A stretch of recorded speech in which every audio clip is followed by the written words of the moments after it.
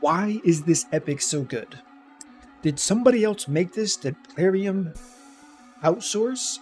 Am I going crazy? We're talking about Wuzgore, HP based epic Ogryn Tribe champion that for some reason his kit makes too much sense. Let's see exactly what I'm talking about.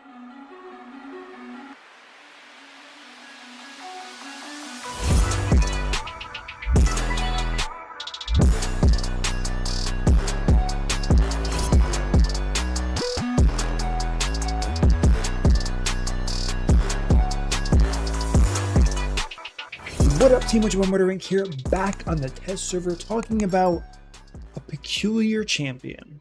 Not a looker. This guy, he's surely not a looker. Yeah, you do your thing, you do your animations, but let's just get a close-up on that face. That's a face only a mother could love. So this guy, he has me scratching my head. I think you're gonna feel the same way. Let's talk about his kit. A 4-hit A1. Really strong. Each hit heals the ally with the lowest HP by 2% of this champion's max HP. Very good. He's an HP based champion. So we have a single target heal, but we have the Giant Slayer capability if we want it. Sure. Moving on to the A2. Heals all allies by 10% of this champion's max HP. Also places a counterattack buff on this champion for 2 turns with a 3-turn cooldown. So, of course, once again, ties into the whole Giant Slayer-esque, whatever you want to call it. Finally, moving on to the A3, we have a 3-turn cooldown. This has to be fully booked because it's 6 turns without it, which is yikes. Places a reflect damage and a shield buff equal to 20% of this champion's max HP on all allies for 2 turns. Now, you might be thinking what I'm thinking. Murder? That makes no sense. Plarium back at it again with another disappointing champion that makes 0 sense. You're right. If you don't know what I'm talking about, reflect damage only works. The buff reflect damage, not the... You get what I mean. Reflect damage only works if the target takes damage, not shielded damage, straight up damage.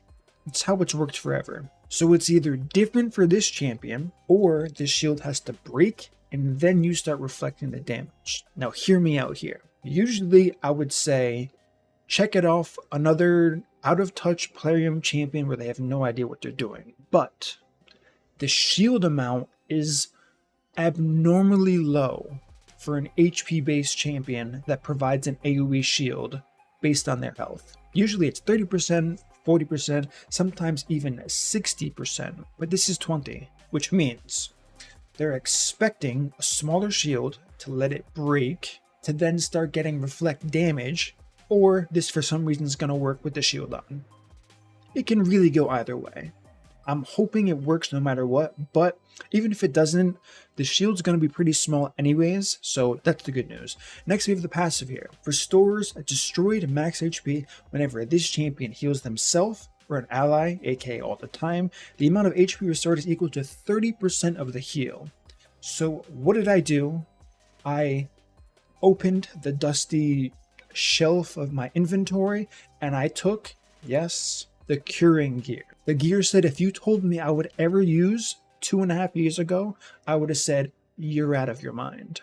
But lo and behold, here I am today, humbled and currently using a curing set for this fine, ugly looking champion called Wuzgore. So, curing set, resistance set, I'm just going to plug and play something.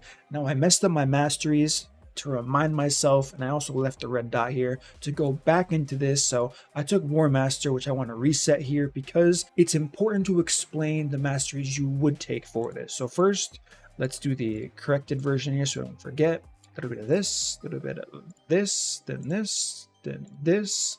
So with we just went over, 2 things can happen here. I can build this champion tanky so it takes less damage. We don't want to do that. Why? Because we want the shield to break on this champion at least so we get some extra damage in. Second thing is if you go the support tree, you're getting increased heals, so more health is good, even though it's a higher shield, but we can take increased healing. And what are we going to do now? You guessed it, we're going to avoid increasing the shield buff. It comes at a cost. We're also avoiding increasing the healing, But just to be on the safe side, we want to be on the safe side, let's slow our rolls just a little bit here. So the other masteries don't matter too much here. We can get a little bit of extra resistance here. We could have no debuff, so we don't want that. We don't want to extend the buffs. I mean, that's a hard one. I'm going to say we'll take the cooldown cycle of magic, small chance anyways, and we'll go for lasting gifts. Why not? If we get an extra turn on the reflect damage or the shield, what's the worst that can happen? So we'll take that. Heart of Glory, Life Drinker, bada bing, bada boom, we're done. So what am I going to do now? I'm curious. I'm testing this live. I have not touched this before. We're going to head to the Hydra. We're going to use the existing team. We're going to showcase the new legendary. He's a pumper. He's a pumper for sure. Take this preset. Who do we swap out? Let's swap out Husk or Royal Guard. Husk, Royal Guard. Royal Guard. Let's just take out Royal Guard, because why not? Now let's get this ugly you-know-what. Slot him in here. He's in the team, and let's just full send it on auto and see what happens. Actually, do we want to do that? Maybe we don't want to do that. Okay, we get a little bit of this. That's good. Let's put this on you. Now let's go for the Provoke. Okay. Provoke has landed. Now we don't have to use the Provoke here now since we already have it. So full auto. Now let's watch this new champion. I'm curious. We got the reflect damage. The shield's a bit bigger than I thought it would be. And so we're not taking any extra damage here. None. The shield has been extended. My team is looking a little bit too tanky for this. There's the quad hit counterattack with Giant Slayer, so we're getting a little bit extra damage here. So I was correct in the sense where counterintuitive for sure. Now my team's getting protected. Let's not get it twisted. My team's getting protected. The destroyed HP is also noticeably better than if you've seen my video on Grazier, this absolutely busted Void legendary. To the right of the screen here, he's a pumper, and they had a much higher destroy at this point already.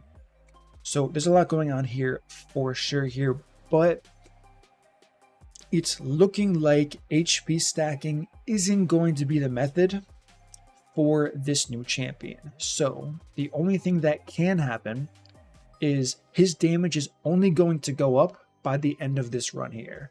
And of course the run's going to be decently slower. Now he actually works really well in this specific rotation of the Hydra. Why is that? I'm glad you asked. What are you called? The Head of Wrath here is a hit-based proc for an AoE, and we're using Geomancer. So that's extra Geomancer HP burn damage from his passive due to all of this good stuff. So there's a lot happening for sure here. And the reflect damage, unlike the busted Underpriest Brogni, and does anyone else do it? War Chief does not do it as well. So you can't proc masteries with the buff. And this guy, the concept I've been working with and like I thought about prior to going in here just to see if it would work. I should actually click on this guy. No, I think we're fine. Yeah, we're good. So the concept behind this is he's going to be really good in progression teams for sure here. And the Head of Decay just 3% stole a counterattack and just spread it to the entire team. Once again, as good as increased resistance is, I cannot stress this enough. Yeah, I don't know. Do I have to say anything else? Like, do I really have to? So that time, specifically on Grazier, on the far right here, we got a pretty solid amount of damage from the Reflect. Because he's an HP-based champion, as we know, and it's kind of pumping. So I'm curious, by the end of this, maybe the 3% wasn't the worst thing to ever happen here, because we're getting quite a few procs now on an AoE level for damage. So I'm curious to see the final results here. We need to heal badly. When I say badly, I mean badly. So let's heal our team up, please. Please, please, please. Okay, the counterattack's still good here. There's the revive. Oh, and we lost our carry. I don't want to say carry like that, but because we do have a Geomancer. We cannot sleep how good Geomancer is. Husk also a very strong damage dealer, but we just burned our revive and things are not looking good. Let's click on this Mischievous Head. He's definitely a pain here. Luckily, actually unluckily, because it's about to get cleansed here, but we probably have enough damage to kind of slide through with one more lucky hit for sure. Okay, so we're definitely... Oh, surprisingly that didn't pop him out just yet. Extra turn. Extra turn again. Okay. I am going to say luck. And none of the extra turns actually went to the head in question. Now he has the poison buff on, so things aren't looking the greatest here. Okay, we broke him out. We broke him out. Everything's copacetic for sure here. So all we have to do now, and all there is to really do, is we wait. We wait and see the final damage numbers with this new epic, whose kit's intuitive to an extent here. Having counterattack stolen and spread is going to be a wipe condition for like 95% of the teams. Luckily, my team is very well built, which is obviously the good news, but it's almost, I want to say, over-geared at this point. So, I mean, we're just losing champions left and right here. Our guy isn't getting enough healing out, so we're not... And, of course, continuous heal was stolen. That did heal the head, so... Destroy HP is stacking up. I wouldn't want to say to a dangerous level just yet here, but we definitely want to keep this... Okay, resisted, that's good. No spread. They all have counterattack, which is not good. Taking tons of damage without the reflect damage. That's something to consider for sure here, but... I mean, this could be like a... I've thought about this before, but it's extremely volatile. So, you use Geomancer, right? You use a champion like this to get the counterattack stolen, and then you just start machine gun turreting down whoever has the HP burn on them from Geomancer by proccing the counterattacks on all of the heads. Does that sound crazy or does it sound crazy? It's risky for sure. Like, there's no doubt about it's risky. But it could definitely prove... We need to kill this head before he cleanses the buffs. Perfect. Okay. It can prove to be very dangerous. That's the only issue with this. I mean, I don't really have to explain that to anybody here. So we got another resist there. Very good, very good. I am quite curious as to the final damage of this epic champion, because it doesn't look like it's a lot, but looks can definitely be deceiving because the numbers are popping up so quickly. So I'm going to let this continue to run on auto, and I will see you guys at the final screen, where we can go over the damage together and see just how good this epic champion is with this wacky kit that makes sense, but doesn't make sense, but also makes sense. I will see you there. Okay, so we made it, we tested, and we found out that this isn't the strat for this champion. As far as Hydra goes, while his damage is going to be less on my team over anyone else using this guy, 1 million damage, it's just not cutting it. He is a good support, don't get me wrong, and in a progression setting, you're going to do much higher damage with a champion like this because your shields are going to get eaten through much faster. He's a fantastic Mischief Head tank. If you just stack pure resistance on this guy, you probably won't have Grazier, of course, this early on, but he's going to apply the counterattack buff on himself, giving him one extra buff, depending on who else you have in the team, so he's a good target to continuously counterattack over and over again on these specific heads here. But with a 4-turn champion, Hydra isn't the only content you can consider using this guy in, which is why, again, I'm kind of curious as to how this guy has a kit like this as an epic champion. What content am I talking about? You guessed it, we are talking about the regular clan boss. So what could possibly make this guy so good?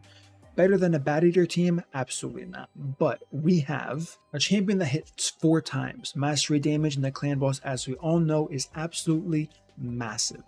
We have an AoE heal and a counterattack just for this champion, but since he's counterattacking with a 4-hit, there's a lot of potential there. Reflect damage and shield, again, it's likely in the later stages of the clan boss, the reflect damage is going to do something, and in the early stages it's going to do practically nothing, and the passive unfortunately is going to be absolutely useless in a clan boss setting. And damage aside, as far as the output we saw from the Hydra, he restored a lot of destroyed HP, which is something you have to consider.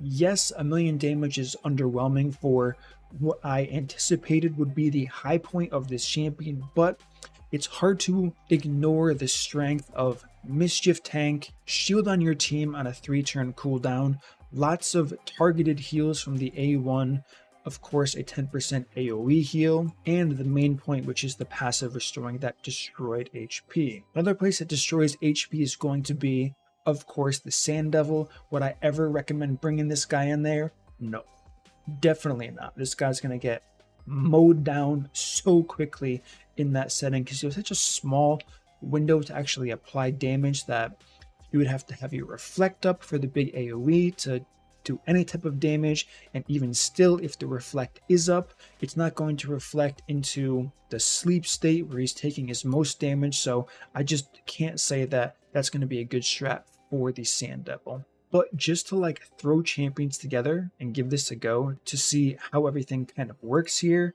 we can absolutely build a makeshift clan boss team using, I don't know, anyone we want. The first thing I want to do is I want to take this guy because he's a lot of fun to use and I'm just going to use him. It is what it is. The next one we're going to take is going to be probably Geomancer for some extra synergy. I like it. I like it. Then we can use, I mean, we're just going to use a Hydra team. Why not, right? I know those champions are built for a fact here. Let's go ahead and grab this guy. Now we have one more slot. What do we want to do? We don't have attack down. Attack down is extremely important for pretty much every single clan boss team.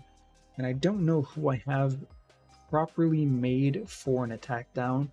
So I think I'm going to go with, I don't really want to outspeed the clan boss too badly, but that's going to be inevitable at this rate. So we might want to go with either Necmo here, or we can look for attack down somewhere else. Decrease attack on the A1, 40% chance. Not that consistent. What to do? I mean, we can use Krisk, but like at this point, how busted is this team looking if I throw in Krisk here, right? Honestly, is my Krisk even geared? He is geared. You know what? Haters are going to hate. This isn't a realistic team. It's not supposed to be. YOLO. Full send. Let's see what happens here. Resisted, off to a fantastic start with the defense down getting resisted here. Okay, there's the defense down and attack down. Perfect, perfect. Let's see what we got going on here. Oh, and we're going to take negative damage on top of that. But like I said, this is a slow burn thing, right? As we start, it's going to start ramping. We're going to start taking damage. For a team like this with reflect damage, I can't think of anyone that's actually made this like consistently work. Totally forgot about the stun, by the way. The stun's a thing.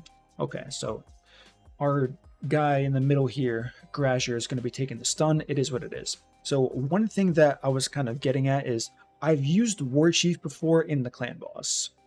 It was a very out there test. I did it on stream. I think I tried double War Chief in the clan boss, stacking pure HP, and the damage was okay. It wasn't amazing, but it was just on that champion. So is it possible, and this is kind of a question for you guys, is it possible to create a team where you stack HP that's built around the reflect damage buff? Who knows? Interesting for sure, but who knows? So we have no poisons on this team. I'm kind of not just realizing it now, but I think I knew that going into this. So what I'm going to do is I'm not going to bore you with having to watch this all the way through, even though the new guy is kind of fun to watch. Let's be honest here.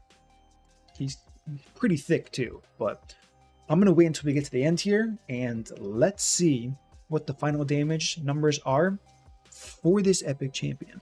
All right, so we've made it to the later stages here, and as we can see, the damage of the reflect damage, the total is about equal to 2 War Master hits per AoE. It's not nothing, but it's nothing crazy. We did lose Geomancer early. What are you going to expect with the team built for and geared for Hydra? And with no poisons, you can't expect too much damage, but 29, 30 million damage, interesting for sure.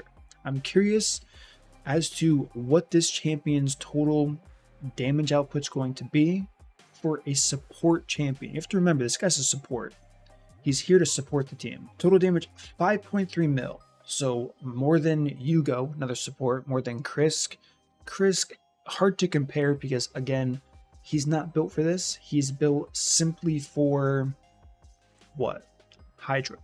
So it's really hard to judge Krisk in the matter of this, but you can't deny his healing. Now, Grazier's healing is slightly inflated. For one, he's not optimally positioned for this team that you might have noticed when I first started this. He's leader. I probably want him towards the back for the healing, but a lot of that total healing from Grazier is of course inflated by his enemy max health hit, which is going to heal him a ton. But I mean, 2.5 million healing from Wasgar, it's something. Like I said, I don't know why this epic is so good. It's like hard to wrap my head around it. There are so many small synergies with this guy that just work so well with so many other champions. I mean, think about Doom Tower. Think about normal dungeons you can use this guy in. His damage, not going to be anywhere near we see.